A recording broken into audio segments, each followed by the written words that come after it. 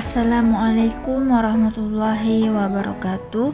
Perkenalkan, nama saya Mira Rizkita Putri, NIM 120100092. Di sini saya membuat video tentang model pembelajaran Project Basic Learning dengan dosen pengampu Ibu Mahalastasa Buju Basafipana MPD. Nah, untuk itu tetap stay tune. Langsung saja kita ke penjelasannya. Di sini ada pengertian Project Based Learning. Model pembelajaran Project Based Learning atau PJBL merupakan model pembelajaran yang menggunakan proyek atau kegiatan sebagai media. Siswa melakukan eksplorasi, penilaian, interpretasi, sintesis, dan informasi untuk menghasilkan berbagai bentuk hasil belajar. Model ini menggunakan masalah sebagai langkah awal dalam mengumpulkan dan mengintegrasikan pengetahuan baru berdasarkan pengalamannya dalam beraktivitas secara nyata. Lanjut, di sini ada kelebihan Project Based Learning. Yang pertama ada meningkatkan motivasi belajar peserta didik untuk belajar, mendorong kemampuan mereka untuk melakukan pekerjaan penting dan mereka perlu dihargai. Yang kedua, meningkatkan kemampuan pemecahan masalah. Yang ketiga, membuat peserta didik menjadi lebih aktif dan berhasil memecahkan problem-problem yang kompleks. Yang keempat, ada mendorong peserta didik untuk mengembangkan dan mempraktekkan keterampilan komunikasi. Yang kelima, ada meningkatkan keterampilan peserta didik dalam mengelola sumber.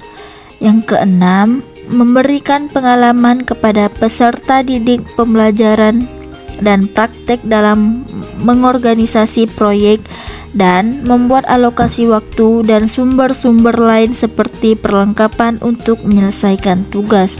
Yang ketujuh, ada melibatkan para peserta didik untuk belajar, mengambil informasi dan menunjukkan pengetahuan yang dimiliki, kemudian diimplementasikan dengan dunia nyata. Yang kedelapan, ada membuat suasana belajar menjadi menyenangkan sehingga peserta didik maupun pendidik menikmati proses pembelajaran. Di sini ada juga kekurangan Project Based Learning. Yang pertama ada memerlukan banyak waktu dalam menyelesaikan suatu masalah. Yang kedua, ada memerlukan biaya yang banyak untuk menghasilkan suatu produk. Yang ketiga, memerlukan banyak peralatan yang harus disediakan. Yang keempat, siswa yang memiliki kelemahan dalam percobaan dan pengumpulan informasi akan mengalami kesulitan. Selain ada pengertian kelebihan dan kekurangan Project Based Learning, di sini ada implementasi model pembelajaran Project Based Learning. Di sini ada menganalisis masalah. Nah, guru membimbing peserta didik dalam menyusun pertanyaan terkait dengan Sumpah Pemuda, antara lain mendeskripsikan tentang sejarah Sumpah Pemuda. Yang kedua, menjelaskan makna dari Sumpah Pemuda bagi Negara Kesatuan Republik Indonesia. Yang ketiga, mengidentifikasi perilaku yang mencerminkan Sumpah Pemuda dan sikap semangat dalam Sumpah Pemuda. Nah, di sini ada membuat desain dan jadwal pelaksanaan proyek. Guru mendampingi peserta didik menyusun desain proyek, membuat tabel perilaku yang mencerminkan Sumpah Pemuda dan sikap semangat dalam Sumpah Pemuda. Yang kedua, guru meminta kepada peserta didik untuk menyusun atau membuat jadwal kegiatan untuk menyelesaikan yang telah diberikan. Ada juga melaksanakan penelitian. Peserta didik melakukan kegiatan penelitian.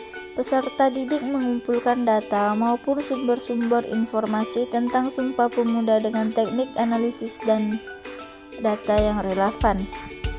Ada juga menyusun draft atau prototipe produk Peserta didik mulai membuat produk awal sebagaimana rencana dan hasil penelitian yang dilakukannya.